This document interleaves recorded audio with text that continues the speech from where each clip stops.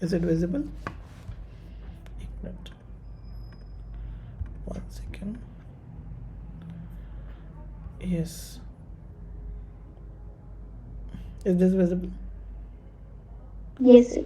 Okay, so let's start. So today, yesterday, what we did was we tried to learn what are the different things which we have, which we can do in the terms of user research. What are the different methods in which is there in the user research method. And today, what we are going to start with, we are going to start with the one user research method which is called user interviews. So we'll be talking more about user interviews. How do we find users for our interviews? How do we prepare and conduct user interviews? How do we capture insights? How to create UX surveys and questionnaires for it, and activity based on these things. So in fact, if exam will go together, and we'll try to create a questionnaire and see how it is created, how it is refined, and how it is implemented. So like we mentioned yesterday, so we got to know that there are two kinds of research, two types of user research, which is primary research and secondary research.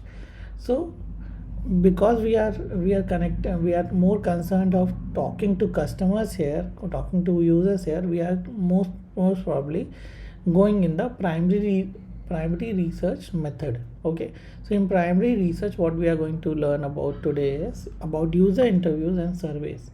So user interviews and surveys pretty much go similar way, just that user interviews are focused more towards the quality insights. However, the surveys are more focused towards the quantitative insights. Like if you have to get the insights of like 100 people, 200 people, or maybe more than just 25 people, 30 people, then survey would be a better case, right? So we are going to study these two only. How do we find out the areas in which we have to ask the questions, and how do we create questions for our primary interviews or surveys, right? So primary research firstly can be conducted through many different kinds of research method that we have already discussed yesterday, which was like user interviews is there, surveys is there, contextual inquiry is there, shadowing is there, and then case study is there, like sorry, diary study is there, right? And focus groups are there. So these are the different kind of techniques with the help of which you can actually conduct the primary research. So of which we will be utilizing the most prominent method in the primary research, which is individual user interviews. Because you have gone through, so like I hope you have all have gone through this content that I shared yesterday, so it will be easy for me to make you understand as well. So if we talk about user interviews, it would go similar way how a job interview would happen, or how the usual interview would happen. So generally a user interview can last up to 20 minutes, or maybe it can go up to 1 hour, not more than that. 20 minutes, like we take user interview of 20 minutes if we have to keep it short and keep it concise. We know what we are going to ask. We are very we are very adamant or very particular about asking something. Then our interview can last up to a smaller time. But if it is more like in-depth user interviews, it might go up to a longer time, right? So individual interviews can be conducted into many ways. It can be like face to face, it can be on phone, or it can be on video call, like how we are talking. It can be in that phase also, or maybe via instant messaging system like WhatsApp, Instagram also it can happen, right?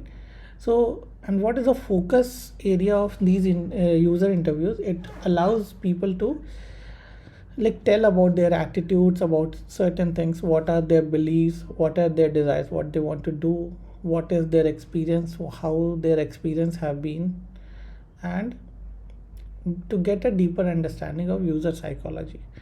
तो यहाँ पे हम क्या करते हैं, जब भी हम यूज़र इंटरव्यू करते हैं, तो उनका उसका मतलब उसका मोटिव सबसे बड़ा क्या होता है, हम लोगों की एटीट्यूड को समझने की कोशिश करते हैं, बिलीव को समझने की कोशिश करते हैं कि क्या सोचते हैं, क्या मानते हैं, वो किस तरीके से काम करते हैं। डिज़ायर्स बोलने का मतलब है कि क्या चाहते हैं वो करना। एक्सपीरियंसेस की बात करें तो कैसे उनके एक्सपीरियंसेस रहे हैं प्रीवियसली, पुराने लाइक पिछले एक्सपीरियंसेस कैसे रहे हैं, किस तरह के एक्सपीरियंसेस उनको चाहिए, और उसके अराउंड जो है ज़्यादा अंडरस्टैंडिंग डेवलप करना, ठीक है। और इन सब से यूज़र का साइकोलॉजी रिप्रेजेंट होता है, ठीक है। क्लियर है यहाँ तक सभी को?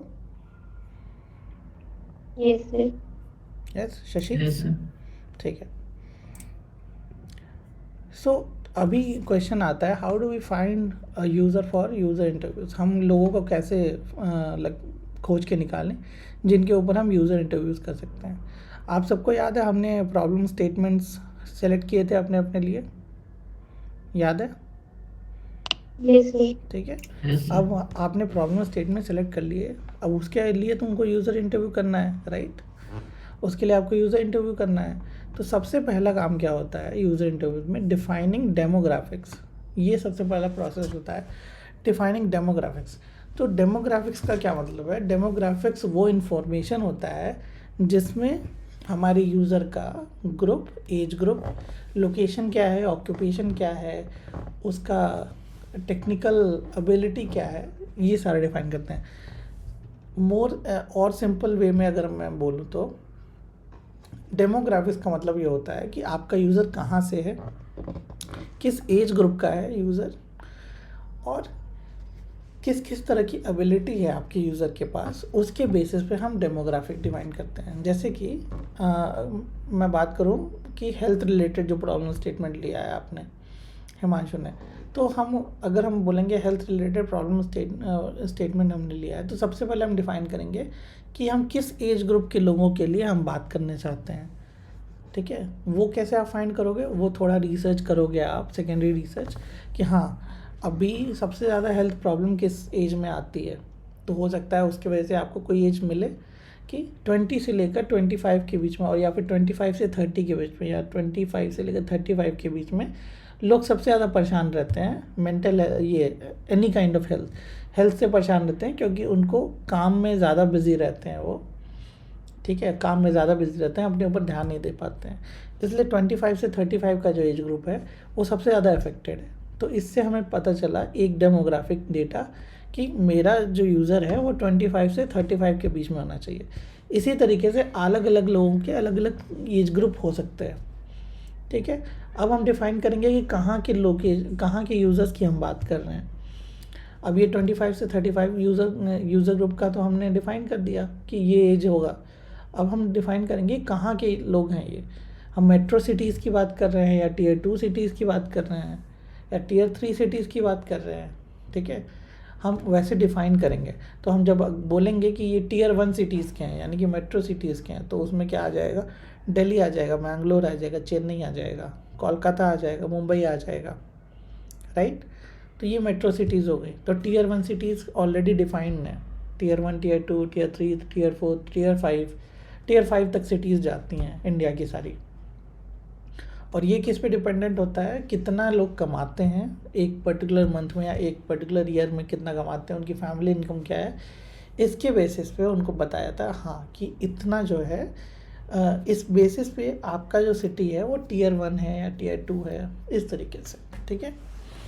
उसके बाद ऑक्यूपेशन क्या है आपके यूज़र का, लोग काम करने वाले लोग की बात कर रहे हो आप, स्टूडेंट्स की बात कर रहे हो, किस तरह के लोगों की बात कर रहे हो।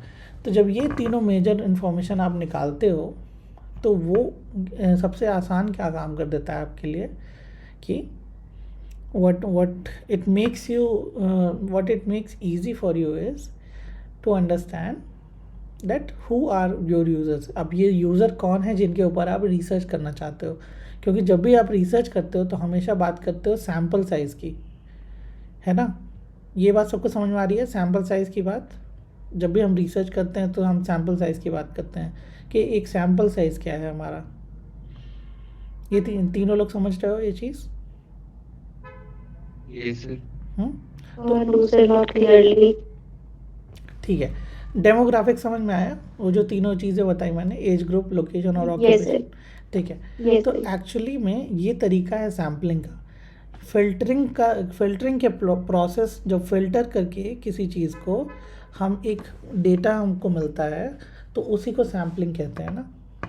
जैसे कि 100 लोग थे, मुझे पता चला कि मुझे 1000 लोग पे सर्वे करना है, ठीक है, लेकिन 1000 लोग मेरे सॉल्यूशन स्पेस के रेलेवेंट नहीं है, मतलब ज़रूरी नहीं है मेरा पूरा सॉल्यूशन 1000 लोगों के बेसिस पे ही हो, क्योंकि सबके प्रेफरेंसेस अलग हो सकते हैं, लेकिन उनके मेजॉरिटी जो उस मेजॉरिटी ऑफ पॉपुलेशन है 1000 लोगों में से, उनकी नीड को एड्रेस करने के लिए पहले फ़िल्टरिंग हमें करना पड़ेगा, ठीक है, कि ग्रुप क्या है उसमें।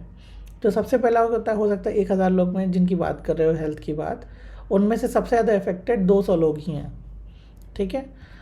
उन 200 लोग की बात कर रहे हो, तो पहले आपने चेक किया कि 25 से लेकर 35 साल के एज ग्रुप के 25 से लेकर 35 के लोग कौन कौन हैं उन 1000 लोग में से। पहली सैम्पलिंग ये हो गई, तो उससे पता चला कि 200 लोग हैं, ठीक है, इतना क्लियर है? yes sir, ठीक है। अब फिर से सैम्पलिंग करेंगे उसके बाद कि इनका लोकेशन क्या है। तो 25 से लेकर 35 साल के लोग हो गए। अब मैंने कहा कि मैं ओनली Tier 1 सिटीज़ को फोकस कर रहा हूँ, तो सैम्पलिंग और कम हो जाएगी, तो हो सकता है 200 में से 50 लोग तक आ गया, ठीक है। और फिर उन 50 में से हमने पूछा कि ऑक्यूपेशन क्या है, हो सकता है ऑक्यूपेशन हमने बोला कि कॉरपोरेट जॉब है उनका, तो उससे और फिल्टर हो गए, तो सैम्पलिंग इतनी कम हो गई कि हमारा इंटरव्यू लेना और आसान हो जाएगा। 1000 लोग पे इंटरव्यू लेना पॉसिबल नहीं है, लेकिन 10 लोग के ऊपर इंटरव्यू लेना पॉसिबल है, राइट। तो जब सैम्पलिंग हम yes घटाएंगे, जब सैम्पलिंग हम करेंगे, तो हम इसी तरीके से नीचे आते जाते हैं, ठीक है। लेकिन हैविंग सेड दैट, जब भी हम बोलते हैं कि सैम्पलिंग हम कर रहे हैं, तो इसका मतलब ये नहीं है कि जो 990 लोग और हैं, 990 लोग जो और हैं, उनको हम नेग्लेक्ट कर देंगे। हम पहले देखेंगे कि ये हम सबसे पहले सॉल्व करेंगे इन 10 तरह के लोगों का, क्योंकि अगर ये 10 तरह के लोग हैं, तो इन्हीं तरह के लोग और भी तो हैं दुनिया में, ठीक है। उन सब के लिए सॉल्व करोगे, इनके लिए सॉल्व करोगे, तो और कुछ फंक्शंस और फंक्शनैलिटीज़ ऐसे भी होंगे आपके सॉल्यूशन में जो सबको केटर करेंगे। तो प्राइमरी फोकस एरिया आपका एक होगा, और उसको एक्सटेंडेड सॉल्यूशन के फॉर्म में बाकी लोग को एड्रेस करेगा। तो इस तरीके से सैम्पलिंग का यूज़ होता है। समझ में आया तीनों लोग को? yes sir, yes. Shashi, Himanshu, yes sir, yes sir. ठीक है। अब बात आती है कि हम इन लोग को खोजें कैसे। सबसे पहले कि बायसनेस होता है, कि बायसनेस आप सबको जानते हो कि आप जब अपने दोस्त से बात करोगे, जब भी आप अपने दोस्त से बात करोगे, तो वो आपकी बुराई कभी नहीं करेगा। मुश्किल ये होता है कि जब भी आप कोई क्वेश्चन पूछोगे, तो हो सकता है कि उसके मन में कुछ और है, हो सकता है कोई ऐसे अपने अपने सर्किल में लोगों से बात कर रहे हो आप चाहते हो कुछ बहुत अच्छा इंसाइट निकाल के लाना, लेकिन वो निकल नहीं रहा है। क्यों? क्योंकि अगला इसलिए नहीं बोलता है कि हो सकता है कि आपको बुरा लग जाए, हो सकता है सही ना बोल रहा हूँ मैं, ठीक है। तो वो बायसनेस है। हर चीज़ जो होता है पार्शियलिटी करता है आदमी, ठीक है, इंसान पार्शियलिटी करता है। तो जब भी इंटरव्यू लेते हो या जब भी रिसर्च करते हो प्राइमरी, तो उस पार्शियलिटी को हटाना है हमें, कि वो पार्शियल ना रहे यूज़र किसी चीज़ को लेके। तो उसके लिए आपको अपने इमीडिएट सर्किल में यूज़र नहीं खोजना है। जैसे कि वो आपके इमीडिएट दोस्त ना हो, आपके इमीडिएट जानने वाले लोग ना हो, आपके दोस्त के दोस्त हो सकते हैं, उनके कोई जानने वाले हो सकते हैं। जैसे शशि, सुरभि और हिमांशु को जानते हैं, ठीक है। अब मान लो अगर वो तीनों फ्रेंड हैं, तो शशि जब पूछेगा हिमांशु से कि हाँ ये चीज़ के बारे में बताओ मुझे, तो हो सकता है कि हिमांशु ना बताए कि अरे कहीं शशि को बुरा ना लग जाए। लेकिन अगर शशि हिमांशु के किसी दूसरे दोस्त से वही क्वेश्चन पूछेगा, तो वहाँ पे वो पार्शियलिटी नहीं करेगा। वो उसको बुरा लगेगा तो वो बोल देगा, उसको अच्छा लगेगा तो बोल देगा। वही मोटिव है कि एक्चुअल इंसाइट्स कैसे निकाल के लाते हैं, ठीक है। तो इसके जब ये हमें करना पड़े, तो सबसे पहले ये होता है कि हम यूज़र कैसे हम डिफ़ाइन करें, how do we define our users. तो इसका ये आप कर सकते हो, अपने सोशल मीडिया पे पोस्ट कर सकते हो कि hey I wanted to do a research on this, anyone interested can please drop a message. जिसको भी इंटरेस्ट हो इस सर्वे में पार्टिसिपेट करने का या इस इंटरव्यू में पार्टिसिपेट करने का, प्लीज़ कॉन्टैक्ट मी, हो सकता है कि कोई कोई ना जानने वाला पर्सन भी आपको कांटेक्ट करे। तो इस तरीके से आप जो है यूज़र्स को ऑनबोर्ड कर सकते हो जिसका इंटरव्यू आप ले सकते हो, ठीक है। दूसरी तरीका क्या हो गया कि आप अपने फ्रेंड्स के सर्कल में ही ऐसे लोग को उनको सर्च करो जो कि कम जानते हैं आपको, ताकि उनका जब इंटरव्यू लो तो वो चीज़ पार्शियलिटी ना आए, ठीक है। ये समझ में आया तीनों लोग को? Yes, sir. ठीक है। Third is finding extreme users. Extreme users like when I से एक्सट्रीम यूजर्स, कोई बता सकता है एक्सट्रीम यूजर्स का मतलब क्या होता है?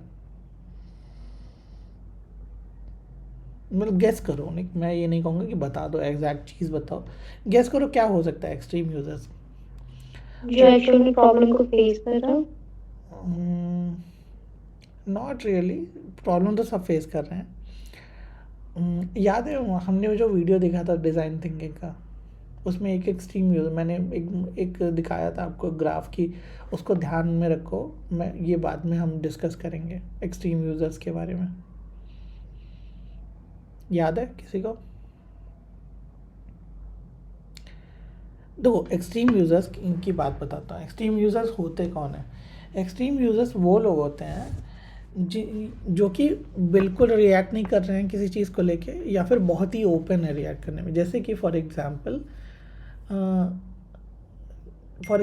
एक क्लास है, ठीक है, एक स्कूल में क्लास है जिनमें टॉपर्स बच्चे भी होते हैं, फिर बैक बेंचर्स भी होते हैं, और एक ग्रुप होता है लोगों का जो एवरेज होता है, ठीक है। ऐसा देखा है? इस सिचुएशन में रहे हो आप लोग? Yes, sir. ठीक है, ये ऐसा सबके साथ हुआ होगा, इसीलिए मैं इसका एग्जाम्पल। तो मान लो आपके स्कूल में कोई नया टीचर आया, ठीक है, नया टीचर आया और उसको मैंने बोला कि सर आप जाके पढ़ाओ क्लास में, और क्लास जब पढ़ा लोगे तो हम फीडबैक लेंगे बच्चों से, उसके बेसिस पे हम आपको रखेंगे। अब देखो यहाँ पे क्या चीज़ होगी, वो टीचर गया क्लास में, ठीक है, पढ़ाया उसने। अब देखो तीन तरह के बच्चे हैं, एक है बैक बेंचर, एक है मिड रेंज वाले जिनको कुछ समझ में आ भी रहा है, कुछ नहीं भी समझ में आ रहा है, लेकिन ओके हैं, वो फिगर आउट कर लेते हैं चीज़ों को। और एक हैं बहुत पढ़ाकू बच्चे, बहुत ही मतलब केवल पढ़ने वाले बच्चे, जो अब उनको कोई भी पढ़ा दे उनको सब समझ में आ जाएगा, ठीक है। तो अब आप बताओ कि जब क्लास ख़त्म हो गया और उस टीचर के बारे में फ़ीडबैक लिया जाएगा, तो सबसे अच्छा फ़ीडबैक कहाँ से मिलेगा? किस तरह के बच्चे जो है सबसे अच्छा फ़ीडबैक देंगे? Average student. आपको ऐसा क्यों लगता है एवरेज स्टूडेंट मतलब फीडबैक अच्छा देंगे? क्योंकि जो बैक बेंचर होंगे उनको कोई कितना भी अच्छा पढ़ा ले वो बुरा ही करेंगे, और जो फ्रंट में जो बैठे होंगे उनको कोई कितना भी बुरा पढ़ा ले वो अच्छे से ही बोलेंगे, अच्छे ही समझ आएगा उनको। और जो एवरेज रहेंगे उनको टीचर्स के ऊपर वो डिपेंड रहेंगे जैसे वो समझाते हैं। अब देखो यहाँ पे चीज़ें थोड़ी डिफरेंट होती हैं। जो एक्सट्रीम यूज़र्स हैं वो एक्चुअली हैं ये टॉपर्स, और वो बैक बेंचर्स, यही एक्सट्रीम यूज़र्स हैं उस पूरे क्लास में। अब ये डिपेंड करता है, देखो जो टॉपर्स होंगे वो बताएंगे कि उस टीचर ने क्या उस टीचर की क्या क्वालिटीज़ हैं वो बताएंगे, ठीक है। और बैक बेंचर्स ये बताएंगे क्योंकि उनको पढ़ना नहीं है ना, क्योंकि बैक बेंचर्स को पढ़ना नहीं है तो वो उसकी बुराई बताएंगे उस टीचर की कि ये ख़राब है, वो ख़राब है, इसको पढ़ाने नहीं आता है, हमको पढ़ा ही नहीं पाया, हमको तो कुछ समझ ही में नहीं आया। ऐसा होगा। जबकि जो मिड में लोग हैं उन लोग कहेंगे अच्छा पढ़ाया, लेकिन हाँ थोड़ा सा अच्छा हो सकता था, ऐसा हो सकता था, लेकिन उनका जो फीडबैक होगा वो मिड रेंज होगा। फीडबैक देंगे वो भी फीडबैक देंगे, ऐसा नहीं है कि कोई फीडबैक नहीं देगा और केवल बैक बेंचर्स या फ्रंट बेंचर्स या टॉपर्स जो है फीडबैक दे रहे हैं। फीडबैक वो भी देंगे, लेकिन उनका फीडबैक कैंसिल आउट हो जाएगा इस वे में, क्योंकि उनके पास अच्छे आंसर्स भी होंगे, बुरे आंसर्स भी होंगे, ठीक है। तो वो एवरेज आउट हो जाता है, ठीक है। अब बैक बेंचर्स से हमें पता चलेगा कि उस टीचर की बुराई क्या क्या है जिसको वो करेक्ट कर सकता है, ठीक है। और फ्रंट बेंचर से या जो टॉपर से उनसे पता चलेगा उसकी क्वालिटी क्या है, ठीक है। हो सकता है कोई टीचर ऐसा आया जिसने बैक बेंचर्स को भी पढ़ा दिया, वो उसकी क्वालिटी हो गई। बैक बेंचर्स का हाँ ठीक है, आज तक किसी ने नहीं पढ़ाया, मैंने इस टीचर से आज सीख लिया, ठीक है। ऐसा हो सकता है, ये कंडीशन हो सकता है किसी क्लास में। Yes no? Yes sir. Yes, sir. ठीक है। तो जो टूवर्ड्स द एंड होते हैं दो तरह के यूज़र, इन्हीं को एक्सट्रीम यूज़र कहते हैं। तो जब सबसे ज़्यादा फीडबैक हमको लेना होता है ना, तो इन्हीं तरह के यूज़र पे हम भागते हैं, क्योंकि हमें मिड एवरेज हमें फीडबैक नहीं चाहिए किसी चीज़ों का। क्योंकि अगर एवरेज फीडबैक मिलेगा तो आप कंफ्यूज होगे कि क्या सही करना है क्या गलत करना है, क्योंकि वो हमेशा डिप्लोमेटिक आंसर देंगे। वो ये नहीं बोलेंगे, वो क्लियरली अच्छा नहीं बोलेंगे किसी चीज़ को, और वो क्लियरली बुरा भी नहीं बोलेंगे किसी चीज़ को। तो हमें वो इनसाइट ज़्यादा वैल्यूबल लगेंगे जो कि बहुत ही बुरे हों या फिर बहुत ही अच्छे हों। तो बहुत ही बुरे जो इनसाइट्स निकलेंगे वो पेन पॉइंट्स हैं एक्चुअली पूरे क्लास के, ठीक है। और जो बहुत ही अच्छे पॉइंट्स निकल के आए वो है अपॉर्चुनिटी एरियाज़ है कि इस तरीके से पढ़ाया जा सकता है, और पेन पॉइंट्स वाले में कि यहाँ पे इम्प्रूवमेंट किया जा सकता है, ठीक है। समझ में आया एक्सट्रीम यूज़र्स का कॉन्सेप्ट? Yes sir. ठीक है। तो इसी तरीके से एक्सट्रीम यूज़र्स हर डोमेन में होते हैं। अब हेल्थ की बात करें हम, अगर हेल्थ रिलेटेड एक्सट्रीम यूज़र्स, तो ऐसे लोग जो बिल्कुल हेल्थ शेड्यूल नहीं फॉलो करते हैं वो हैं एक तरह के एक्सट्रीम यूज़र। और एक तरह के लोग जो बहुत ही एक्सट्रीमली फॉलोअर हैं हर चीज़ के, हेल्थ रिलेटेड इश्यूज़ के, वो हैं एक अलग तरह के एक्सट्रीम यूज़र्स। तो उनसे सबसे ज़्यादा इंसाइट मिलेगा आपको। और इसी तरीके से आपका जो प्रॉब्लम स्टेटमेंट है, आप जब यूज़र सेलेक्ट करोगे तो अगर आपको एक्सट्रीम यूज़र मिलते हैं तो well and good, very good, ठीक है। ये पहला पॉइंट मैंने ऑलरेडी एक्सप्लेन किया कि try to get your friends of friend, अपने फ्रेंड्स के फ्रेंड को रीच आउट करो, क्योंकि वो जो ट्रस्ट वाला इशू है वो नहीं रहेगा, बायसनेस नहीं रहेगा, पार्शियलिटी नहीं रहेगा, और वहाँ पे आप अच्छे इंसाइट निकाल के ला सकते हो। सोशल मीडिया का यूज़ कर सकते हो अपने यूज़र्स को ऑनबोर्ड करने के लिए इंटरव्यू में, और उनसे आप इंसाइट्स निकाल सकते हो। और जब भी आप ये सब करो तो हमेशा उनका कंसेंट लो, कि हाँ, उनको एक क्लियर आइडिया दो कि इस बारे में हम जो है मेरा एक प्रोजेक्ट चल रहा है और इस बारे में मुझे जो है एक इंटरव्यू लेना है, तो would you help me out, क्या आप मेरी मदद करोगे। हमेशा कंसेंट लो, डायरेक्ट नहीं, उनको आइडिया दो कि हाँ इस बारे में हम बात करने वाले हैं, ताकि उनको आइडिया रहे, ठीक है। तो ये सारी चीज़ें हैं जब यूज़र फाइंड करते हैं, ठीक है। और इसके बाद एक्टिविटी है डिफाइनिंग डेमोग्राफिक्स का। तो मैं डेमोग्राफिक्स का एक्टिविटी, ये जो डेमोग्राफिक डिफाइन करने की एक्टिविटी है, ये मैं आपको देता हूँ होमवर्क, ठीक है। आप कल आप क्लासरूम में पोस्ट करिएगा, अगर आपका डिफाइन हो जाएगा डेमोग्राफिक तो आप क्लासरूम में कल पोस्ट कर दीजिएगा, LC, ओके। अगर नहीं होगा तो हम डिस्कस कर लेंगे उसको फिर से क्लास में, ठीक है। But for the time being मैं सजेस्ट करूँगा कि आप इसको जो है ट्राई करो। ये बहुत छोटी चीज़ है, आप अपने प्रॉब्लम स्टेटमेंट का एज ग्रुप, लोकेशन, ऑक्यूपेशन आराम से डिफाइन कर सकते हो, ठीक है। पॉसिबल है, कर सकते हो ये चीज़ सब लोग, ये सर। ठीक है। ये बहुत छोटा सा एक्टिविटी है, ये कर सकते हो, ठीक है।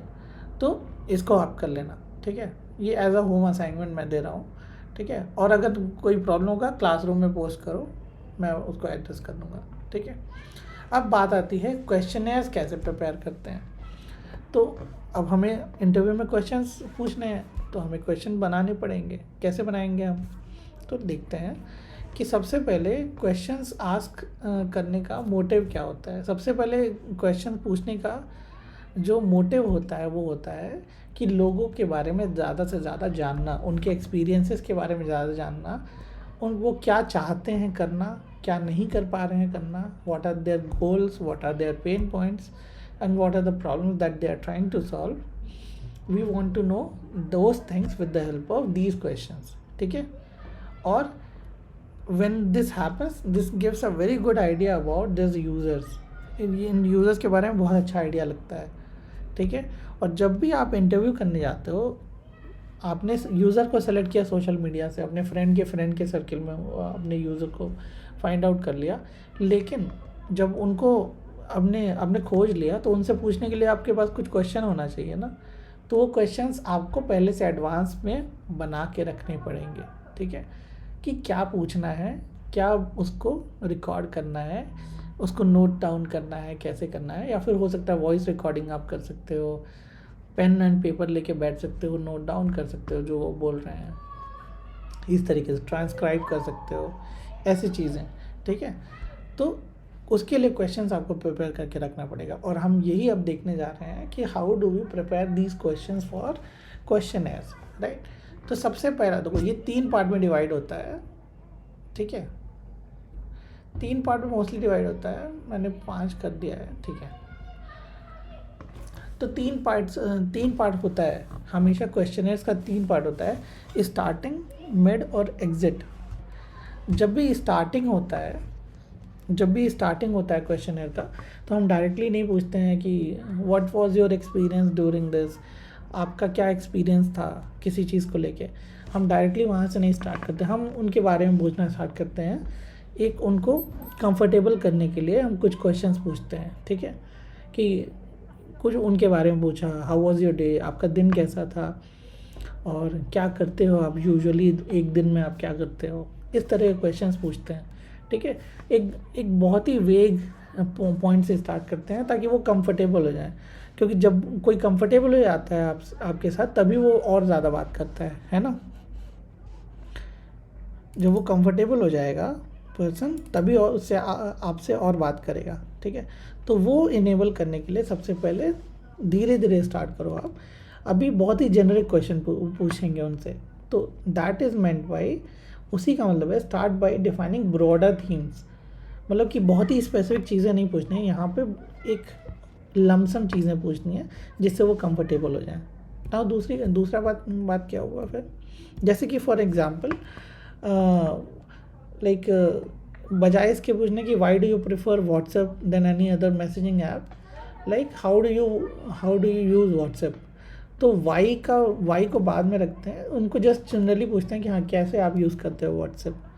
तो वो बहुत तरीके से बताएंगे कि ऐसे यूज़ करता हूँ, इस चीज़ के लिए यूज़ करता हूँ, उस चीज़ के लिए यूज़ करता हूँ, ठीक है। उससे वो कंफर्टेबल हो जाएंगे। उसके बाद आप डीप में जा सकते हो कि हाँ, क्योंकि आप ये ऐसा यूज़ कर रहे हो तो आपको क्या लगता है, ऐसा होता है आपके साथ, like having said that you are doing this, so do you do this things also not, that you can do later on. So later on उसका जो सेकेंड पार्ट है, पहले जब क्वेश्चन पूछना, हमेशा फॉलो अप क्वेश्चन होना चाहिए आपके पास, जैसे कि आपको ज़्यादा इंसाइट गैदर करना है, राइट। तो जब भी आप पूछोगे, जैसे कि स्टार्टिंग में आपने पूछा क्वेश्चन कि how was your day, okay, so how was your day जब पूछा आपने, तो उसने बताया, उस यूज़र ने बताया कि ऐसा ये करता हूँ मैं दिन में, ओके। अब क्योंकि आपका क्वेश्चन हो सकता है हेल्थ रिलेटेड हो, हेल्थ वाले प्रॉब्लम स्टेटमेंट की तरफ से जा रहा हूँ मैं, ठीक है, हेल्थ से रिलेटेड है अगर आपका प्रॉब्लम स्टेटमेंट, तो आप पूछोगे अच्छा ठीक है हेल्थ। अब और डीपर जैसे ब्रेक डाउन करने का मतलब क्या हुआ, what does it mean by breaking down questions to make them more answerable, कि ओके ऐसा दिन आपका होता है, तो what part of your day you spend on on fitness और हेल्थ रिलेटेड थिंग्स, ठीक है, ऐसे पूछ सकते हो। तो अब जब पूछोगे वो क्वेश्चन, तो पर्टिकुलरली वो हेल्थ के बारे में बताएगा, ठीक है। आपने स्टार्ट किया एक वाइडर ब्रॉडर थीम से स्टार्ट किया, अब आप चले गए उसके थोड़ा स्पेसिफिक में आप जाने लगे, अब हेल्थ के बारे में बात कर रहे हो उसके पूरे दिन के, ठीक है।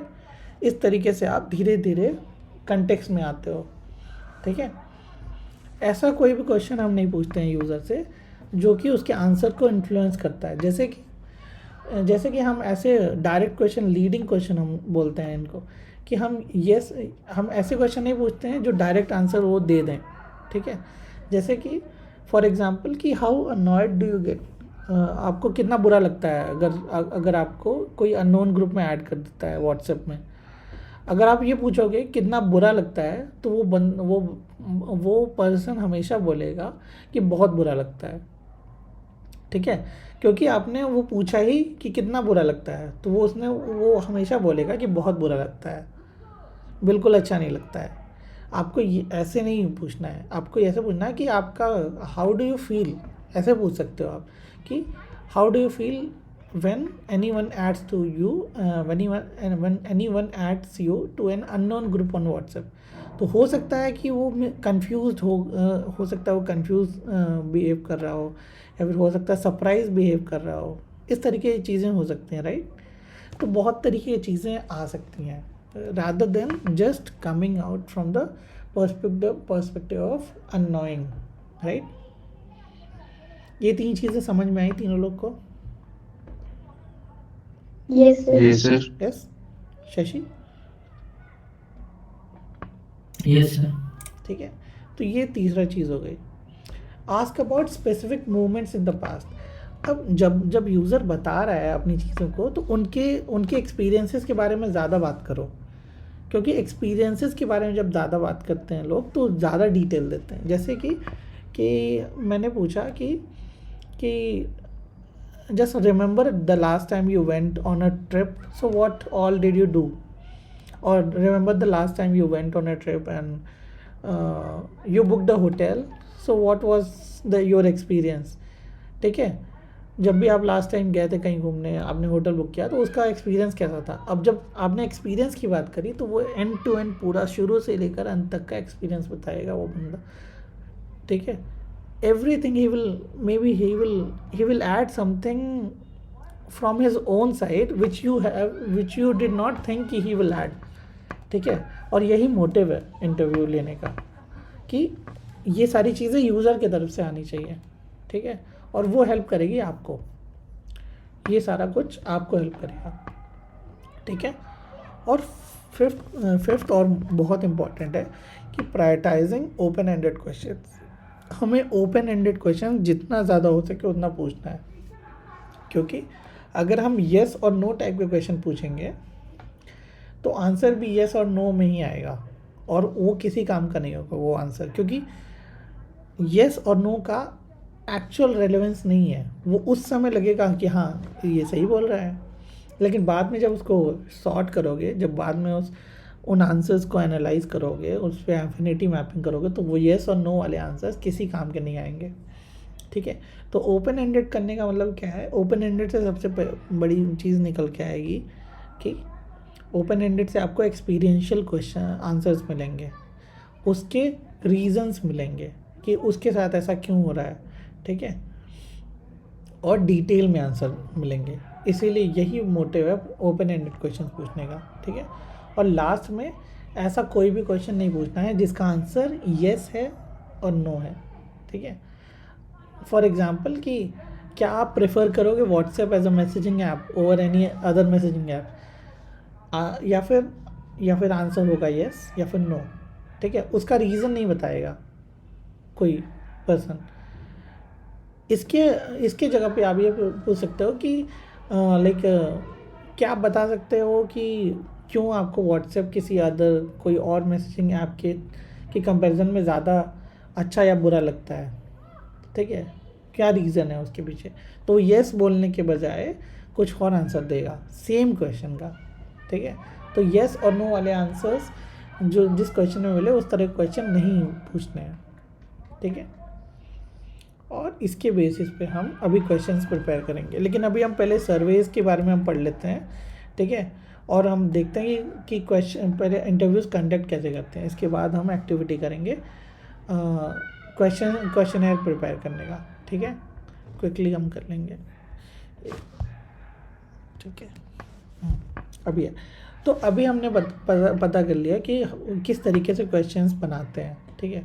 Now it is important to understand how do we conduct interviews. There is a way to conduct interviews. एक तरीका होता है यूज़र इंटरव्यूज़ कंडक्ट करने का, ठीक है। वो हम देखते हैं कि कैसे करते हैं। तो सबसे पहले होता है फ्लो। बिगिनिंग होता है, मिडल होता है, एंड होता है। तीन फ्लो में 3 स्टेजेस आते हैं। बिगिनिंग में क्या करते हो, बिगिनिंग में आप बहुत ही बेसिक क्वेश्चन पूछते हो उनको कंफर्टेबल करने के लिए। जैसे मैंने बोला स्टार्टिंग में, आप ऐसे क्वेश्चन पूछते हो कि क्या उनको कंफर्टेबल कर दे। और हमेशा जब भी आप स्टार्ट करते हो, पार्टिसिपेंट्स को बताओ कि किस बारे में आप बात करना चाहते हो, आपका प्रोजेक्ट क्या है और किस किस चीज़ के बारे में आपको बात करनी है। तो पार्टिसिपेंट को अंदाज़ा हो जाता है कि हाँ, this is what this person is going to talk me about. let them know that their data will not be misused in any other way, because लोग जब आप बहुत ही प्रोफेशनली कहीं इंटरव्यू करने जाओगे लोगों का, तो लोग हमेशा डर जाते हैं कि अच्छा तुम आप मेरा इंटरव्यू ले रहे हो कि will you utilize it in some other public platform. लोगों को सोचता है कि लोगों को लगता है कि आप कहीं गलत तरीके से यूज़ ना कर लो उस इंटरव्यू के डेटा का। तो आपको बताना है कि हाँ, उनका डेटा मिसयूज़ नहीं होगा, सेफ़ होगा, वो पहले बताना पड़ता है। ये प्रोटोकॉल है, समझ लो, ठीक है। और शुरुआत के लिए जैसे मैंने बोला कि स्टार्टिंग के लिए क्वेश्चंस कैसे पूछ सकते हो, how was your day, what is your daily routine, इस तरह के क्वेश्चन पूछते हैं हम, ताकि कन्वर्सेशन बिल्ड हो, कन्वर्सेशन स्टार्टर टाइप का, ठीक है। जब मिडिल में जाते हैं हम, तो उसके बाद क्या करते हैं हम, फिर और थोड़ा डीप में जाना चाहते हैं, ठीक है। लेकिन ये सब करते समय सबसे इम्पॉर्टेंट थिंग क्या है, सबसे इम्पॉर्टेंट चीज़ क्या है कि you have to make sure that conversation is as natural as possible. Like how I am talking to you, the conversation should be in that way. उस तरीके से कन्वर्सेशन होना चाहिए, लेकिन मेक श्योर कि हाँ, उसको करते करते आप सारा टॉपिक कवर कर ले रहे हो, वही बेस्ट केस है। अदरवाइज़ क्या होगा कि नेचुरल कन्वर्सेशन रखना बहुत अच्छी बात है, लेकिन अपने मोटिव से अलग नहीं होना है, नहीं तो आप बात करते रह जाओगे, मोटिव आपका नहीं कंप्लीट होगा, ठीक है।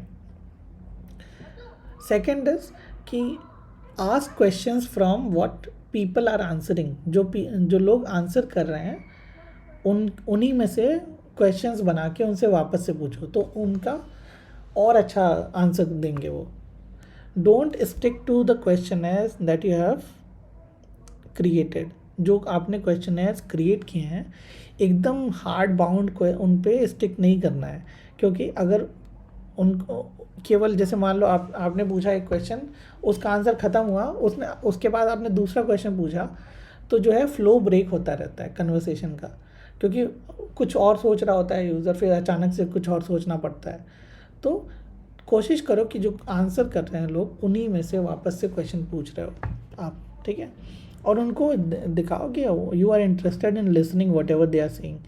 if they think that like you are listening, then only they'll be actually telling you what to do, okay. And at the end ये सजेशन टाइप का चीज़ होता है कि हमेशा एट द एंड जब सारे क्वेश्चंस आपके कंप्लीट हो जाएं, तो उनको पूछो कि हाँ, और कोई सजेशन है आपकी तरफ से, anything else that you would like to add और एनीथिंग लाइक दैट। और आगे आखिरी में इंश्योर करना कि अगेन टेलिंग देम कि their information is secure with them and it will not be share with anyone, ठीक है। And last and not the least is thanking them for taking the time to help you with your research. So this is the flow that you have to follow while taking the interview, right? And there are some do's and don'ts, like have a conversation rather than an interview, follow up questions पूछो जितने ज़्यादा हो सकते हैं, leading statement नहीं करना है। Leading statement बोलने का मतलब कि ऐसा कुछ नहीं पूछना है जिसका आंसर आपको पता हो, ठीक है, उसका रेलेवेंस नहीं होता है। और फ्यूचर सॉल्यूशन, बहुत ज़्यादा फ्यूचरिस्टिक सजेशन उनसे नहीं लेना है, क्योंकि वो आप डिसाइड करोगे आइडिएशन में, ठीक है।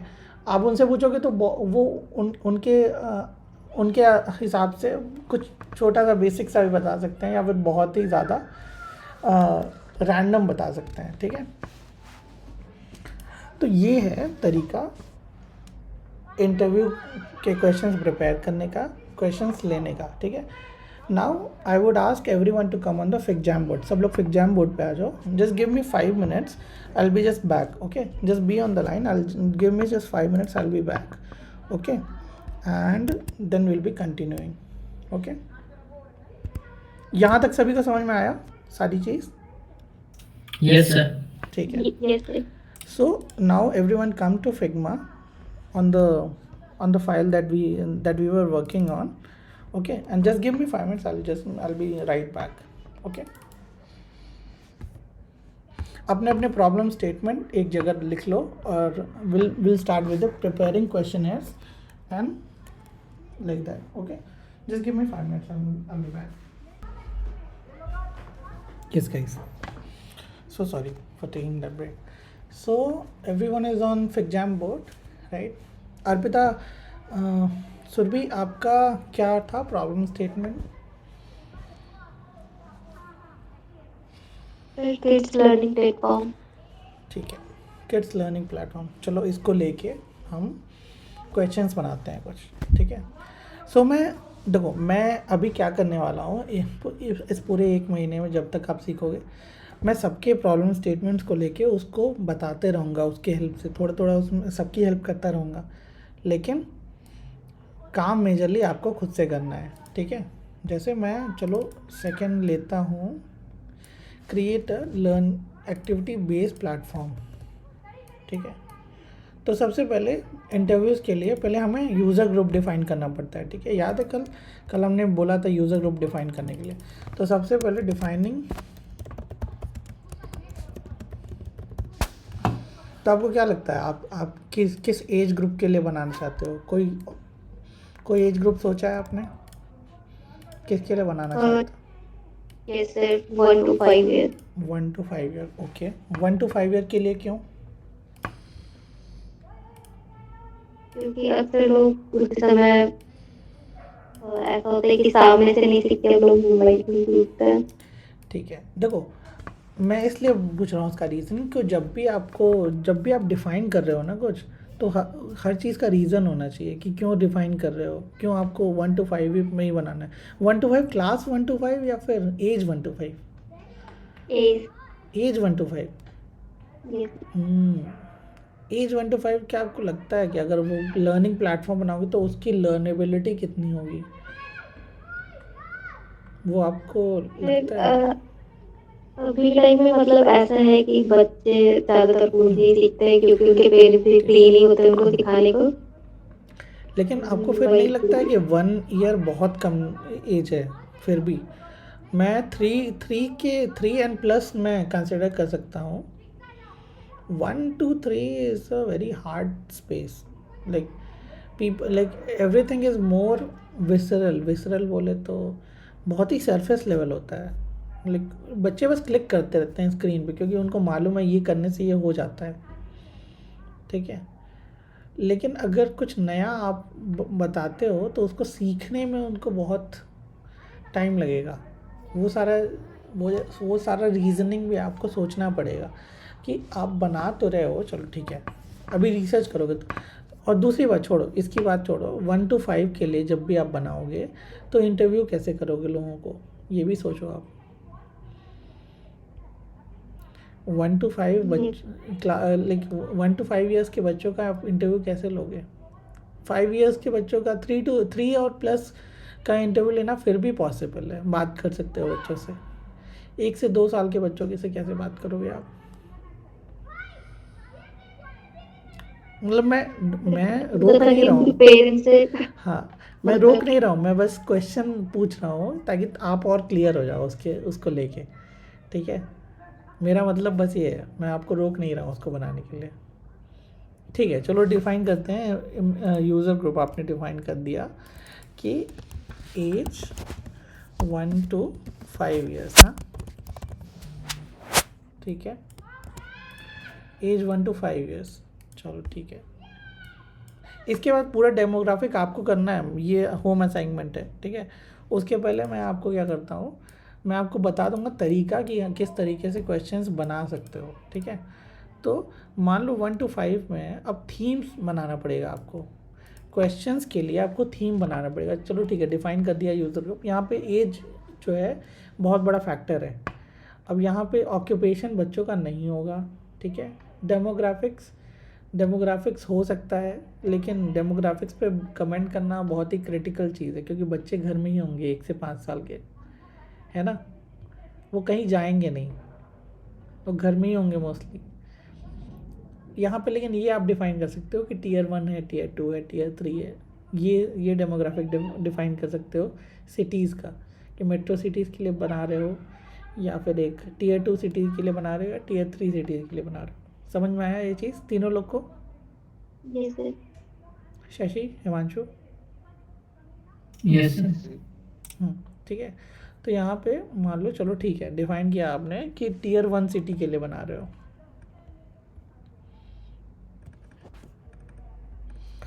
Tier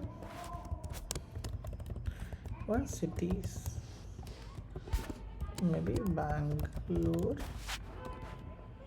Delhi, Kolkata, Mumbai, Chennai etcetera. Okay, मान लो मैंने कहा कि हाँ ठीक है, आप बना रहे हो टीयर 1 सिटीज़ के लिए। ठीक है, ये सिटीज़ मेनली टीयर 1 में आती हैं, जो सारी मेट्रो सिटीज़ हैं। और भी सिटीज़ आ सकती हैं, आपको लिस्ट देखना पड़ेगा। गवर्नमेंट ने एक लिस्ट बना के रखी हुई है कि कौन सी सिटीज़ किस रेंज में आती हैं। ठीक है, ये सारी सिटीज़ टीयर 1 में आती हैं। तो मान लो डिफ़ाइन कर दिया आपने टीयर 1।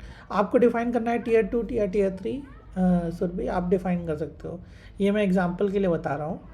ठीक है, आप अपना कॉल लेके उसको डिफ़ाइन करना। ठीक है, फिर अब आते हैं थीम पे, किस किस बारे में अब हम क्वेश्चन बनाना है।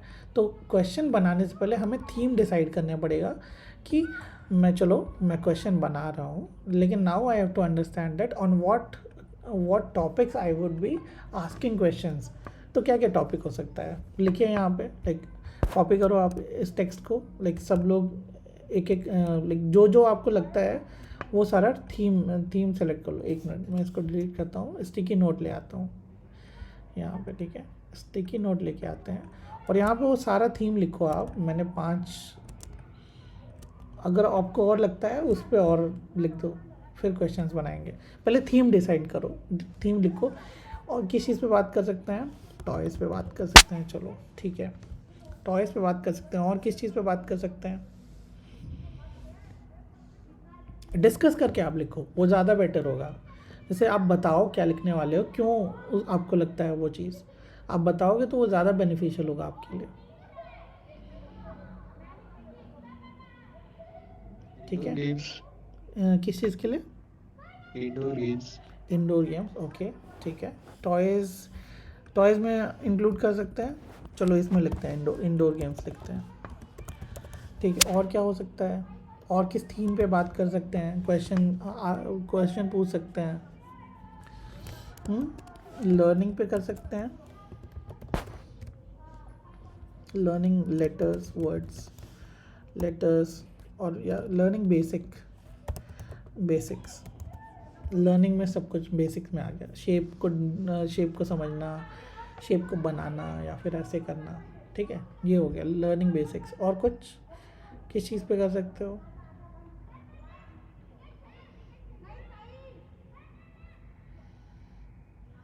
सुरभि, आपको क्या लगता है और किस किस चीज़ पे क्वेश्चन पूछ सकते हो आप बच्चों से?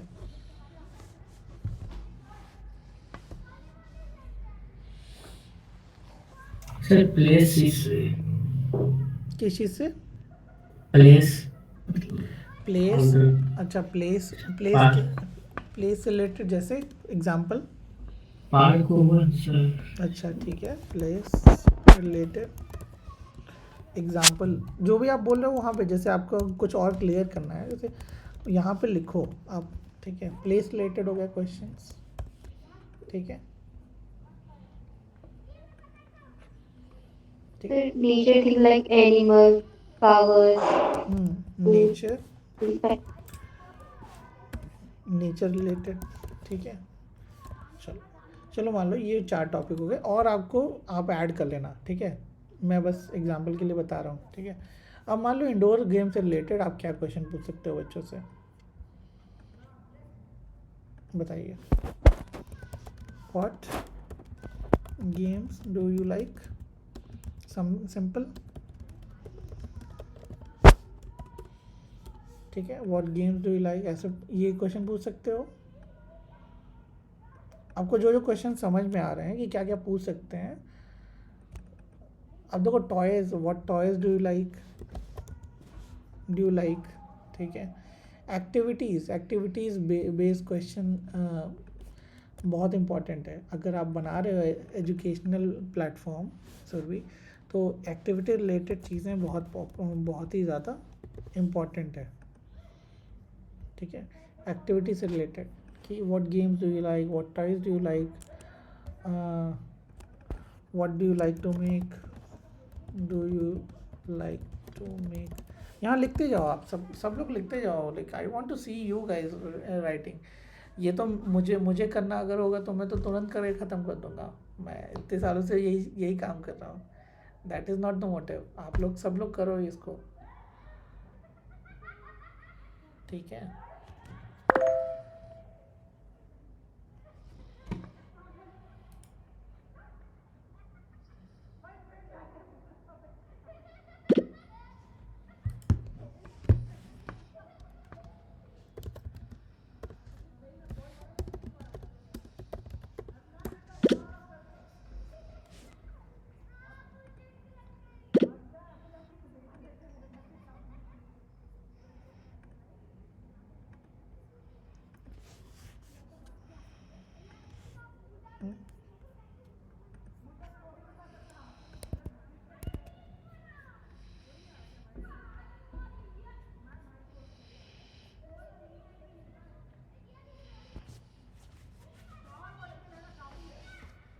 ये शशि, आपको अब कोई कुछ क्वेश्चन पूछना है शशि?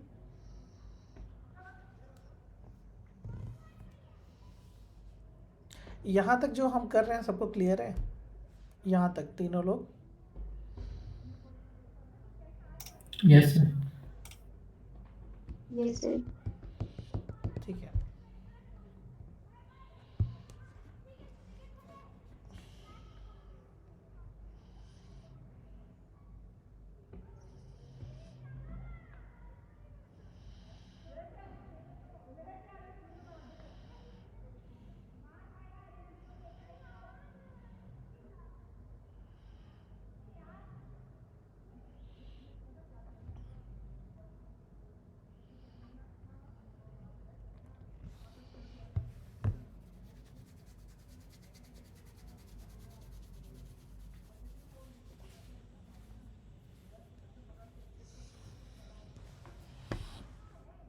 और यहाँ पे ये ध्यान रखने की बात है कि कितना सिंपल क्वेश्चन पूछ रहे हो आप। ओपन एंडेड दो, क्योंकि आपका एज 1 to 5 ईयर्स है, उसके हिसाब से बच्चों से आप कैसे बात करते हो उसको ध्यान में रख के ये सब क्वेश्चन बनाना आप लोग।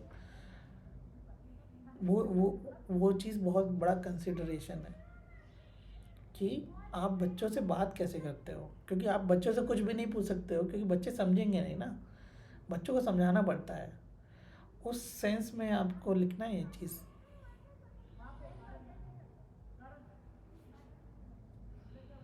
थोड़ा कंटेक्स्ट देना पड़ेगा कि बच्चों कि आपको कौन कौन सा जानवर पसंद है, कौन सा एनिमल पसंद है आपको, क्या क्या करते हो आप घर पे, पापा क्या कराते हैं, मम्मी क्या कराती हैं, मम्मी के साथ क्या करते हो, पापा के साथ क्या करते हो, उसमें से क्या अच्छा लगता है, इस तरीके से, right. Something in that time, that term, right. So I'll be taking the stop at 8:30. 8:30. I'm just having a meeting right now. I'll be taking a hard stop at 8:30. So complete it. So do the like questionnaires. So like this, define your user demographics, create themes. Once the theme is defined, then create questionnaires, and then questionnaires arrange that in the way that how would you like to ask these questions. जब सारे question बन जाएंगे आपके, तो आपको ये बताना है कि हाँ ये कैसे आप पूछोगे, तो उसको सीक्वेंस बनाना पड़ेगा, ठीक है, कि ये सारे क्वेश्चन किस सीक्वेंस में पूछोगे। वो जब सीक्वेंस बन जाएगा तो वही आपका फाइनल क्वेश्चन होगा, जो कि थोड़ा बहुत रिफाइन हो जाएगा, ठीक है। क्लियर है ये सबको, ये सारी चीज़ें यहाँ तक? Yes sir. यस। और जो भी कोई Yes, क्वेश्चन sir. हो या डाउट हो आप पूछ लेना। मैं कल अवेलेबल रहूँगा दिन भर, और इन केस अगर आपको मैं 11:30 या फिर 11:30 इन द मॉर्निंग मैं खाली रहूँगा 1 बजे तक, ठीक है। अगर आपको वहाँ उस समय कुछ डाउट क्लियर करना होगा, मिलना होगा कॉल पे, मतलब गूगल मीट पे, let me know, okay. I will be available in that time 11:30 to 1, okay। So by that time you just complete this part, and let me know if you face any issues, okay। And please exchange all of your numbers with the help of this FigJam only, so that you all are updated what is happening, so that no one misses the class and no one like misses on anything which is discussed. Anyways, I'm sharing the recording of these things, right?